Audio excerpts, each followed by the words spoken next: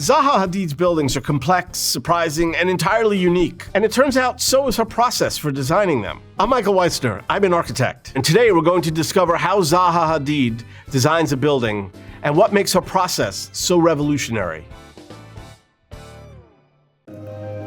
Zaha Hadid is famous for breathtaking designs that seem to defy logic, and sometimes even gravity. But while her buildings are undoubtedly eye-catching, unprecedented, and complex, it's not the buildings themselves that are the most revolutionary thing about her legacy. In fact, it was how she went about designing a building that changed the way we think about architecture.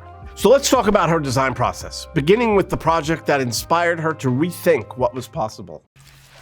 This is called Malevich's Tectonic, and Zaha Hadid painted it as part of her fourth-year thesis at the Architectural Association in London. Her teachers at the time, Rem Koolhaas and Ilya Zengelis, challenged their students to use the revolutionary painter Malevich's work as the basis for a project proposal.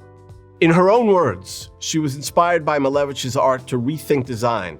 She said, "Art used to be representation rather than creation. Abstraction opened the possibility of unfettered invention." She also said, "I felt limited by the poverty of the traditional system of drawing in architecture and was searching for a new means of representation." So she began to experiment with abstraction inspired by Malevich's art. So let's look at this painting that she has created. So this painting is intended to read as a presentation of a hotel and apartment complex built across Hungerford Bridge in London.